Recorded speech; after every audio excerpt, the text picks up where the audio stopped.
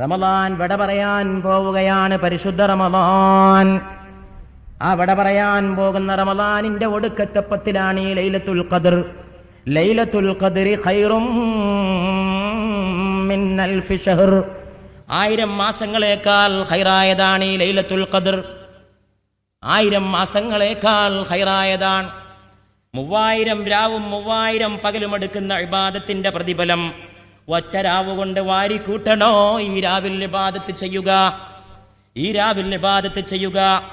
80 കൊല്ലം ഒരു മനുഷ്യന്റെ ആയുസ് ഒരു പക്ഷേ 80 കൊല്ലം ഉണ്ടാകാൻ പ്രയാസമാണ്. ഇന്ത്യൻ ആവറേജ് ഏജ് 60 വയസ്സാണ് ഒരു ഇന്ത്യക്കാരന്റെ ശരാശരി ആയുസ്. പക്ഷേ 80 കൊല്ലത്തെ ഇബാദത്തെടുത്ത പ്രതിഫലം ഒറ്റ രാവ് കൊണ്ട് ലഭിക്കണമോ? ഈ പരിശുദ്ധമായ രാവ് കൊണ്ട് നേടുക. ലൈലത്തുൽ ഖദ്രി ഖൈറും മിൻ അൽഫി ശഹർ. 1000 മാസങ്ങളേക്കാൾ ഖൈറായതാണ് ഈ ലൈലത്തുൽ ഖദ്ർ. അത് വളരെയേറെ പുണ്യമായ രാവാണ്, പവിത്രമായ രാവാണ്, അള്ളാഹുവിൻ്റെ അനുഗ്രഹങ്ങൾ ചൊരിഞ്ഞു വരുന്ന രാവാണ്. പക്ഷേ ലൈലത്തുൽ ഖദ്ർ വരുമ്പോൾ സന്തോഷം നമ്മുടെ മനസ്സിൽ ഉണ്ടാകുന്നു. എന്നാണ് ഈ ലൈലത്തുൽ ഖദ്ർ? എന്താണ് ഈ ലൈലത്തുൽ ഖദ്ർ? ലൈലത്തുൽ ഖദ്രി ഖൈറും മിൻ അൽഫി ശഹർ. ഇന്നാ അൻസൽനാഹു ഫീ ലൈലത്തിൽ ഖദ്ർ. നാം ആ ഖുർആനിനെ ലൈലത്തുൽ ഖദ്റിലാണ് അവതരിപ്പിച്ചിട്ടുള്ളത്. ഖദ്റിന്റെ രാവിലാണ് നാം അതിനെ ഇറക്കിയിട്ടുള്ളത്. അതുകൊണ്ട് ആ മാസം വളരെ ശ്രേഷ്ഠമായ രാവാണ്. തനസ്സലുൽ മലായികത്തു വറൂഹ്. അന്ന് റൂഹും മലക്കുകളും ഇറങ്ങി വരും. റൂഹ് എന്ന് പറഞ്ഞാൽ മറ്റാരുമല്ല, ആമിന ബീവിയുടെ മുത്തുമോന്റെ നെറ്റിത്തടത്തിൽ വിയർപ്പ് തുള്ളികൾ സൃഷ്ടിച്ച റൂഹുൽ അമീൻ മലക്ക് ജിബ്രീൽ അലൈഹിസ്സലാം. ആ ജിബ്രീൽ ഇറങ്ങി വരുന്ന രാവാണ് ലൈലത്തുൽ ഖദ്ർ.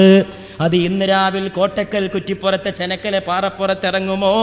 ജിബ്രീലിന്റെ ചിറകടി കൊണ്ട് എൻ്റെ സഹോദരങ്ങളെ നിങ്ങളുടെ കൽബുകൾ തഖ്വയുടെ പൂക്കളെ വിരിയിച്ചെടുക്കുമോ? അള്ളാഹുവിനെ മാത്രം അറിയുന്ന അജ്ഞാതമായ നിഗൂഢതകളാണ്. ആർക്ക് പറയാൻ കഴിയും അങ്ങനെ സംഭവിക്കുമോ എന്ന്? റബ്ബിന്റെ അനുഗ്രഹം ജിബ്രീലിന്റെ ചിറകേറി വരുന്ന രാവാണ് ലൈലത്തുൽ ഖദ്ർ എന്ന് പറയുന്ന ഈ രാവ്. പരിശുദ്ധ റമളാനിന്റെ വിട പറയാൻ പോകുന്ന ഈ മനോഹരമായ രാവ്, ഒടുക്കത്തെ 10 നിങ്ങളതിനെ തിരയുക എന്നാണ് മുത്ത് നമ്മോട് പറഞ്ഞിട്ടുള്ളത്. ഇത് ഇന്ന രാത്രിയാണെന്ന് പറഞ്ഞിട്ടില്ല. 27 രാവ് എന്ന് കണിശായിട്ടൊന്നും പറയാൻ കഴിയില്ല. അതൊക്കെ കൗമുണ്ടാക്കിയതാണ്. ചില ഉലമാക്കന്മാരൊക്കെ അങ്ങനെ അഭിപ്രായം പറഞ്ഞിട്ടുണ്ട്. 27 രാവ് ആകാൻ സാധ്യതയുണ്ടെന്ന്, അത്രേ ഉള്ളൂ.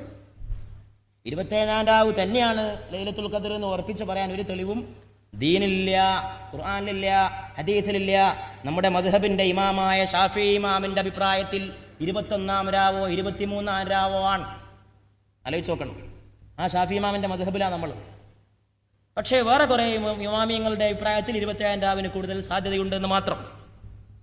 ഇതെന്തിനാ രാത്രി അങ്ങനെ വ്യക്തമാക്കാതെ വെച്ചത്? അത് തന്നെ ഒരു രഹസ്യമാണ്.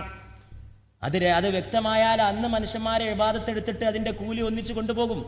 വ്യക്തമാകാതിരുന്നാലോ ഏത് രാവും ആ രാവാകാൻ സാധ്യതയുണ്ട് എന്ന് മനസ്സിലാക്കിയിട്ട് കൂടുതൽ കൂടുതൽ ഇബാദത്തിലേക്ക് ഇറങ്ങി വരും. ഏത് രാവും ലൈലത്തുൽ ഖദ്ർ ഇന്ന ദിവസമാണെന്ന് എനിക്ക് ബോധ്യപ്പെട്ടാൽ ഞാൻ എന്താണ് ചെയ്യേണ്ടത് എന്നൊരു ഭാര്യ ഭർത്താവിനോട് ചോദിച്ചു.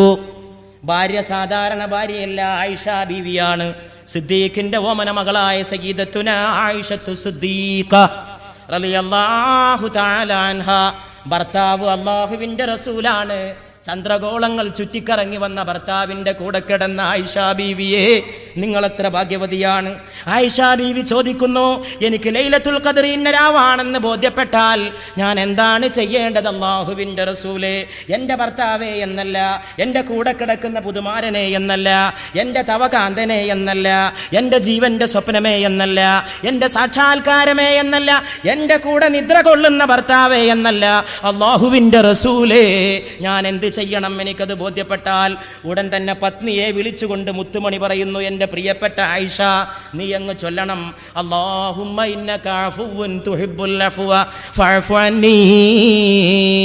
അല്ലാഹുവേ, നീ മാപ്പ് ചെയ്തു കൊടുക്കുന്നവനാണ്, നിനക്ക് മാപ്പ് ചെയ്തു കൊടുക്കൽ ഇഷ്ടമുള്ള കാര്യമാണ്, അതുകൊണ്ട് നീ എനിക്ക് മാപ്പ് നൽകണമേ എന്ന് ആയിഷ നീ പ്രാർത്ഥിക്കണമേ എൻ്റെ ആയിഷ എന്ന് റൂഹുൽ അമീനായ ജിബ്രീലിന്റെ വഹി ഏറ്റുവാങ്ങിയ മുഹമ്മദ് മുസ്തഫ സല്ലല്ലാഹു അലൈഹി വആലിഹി വഅസ്ഹാബിഹി വസല്ലം തൻ്റെ പ്രിയപ്പെട്ട പത്നിയെ ഉപദേശിക്കുകയാണ്.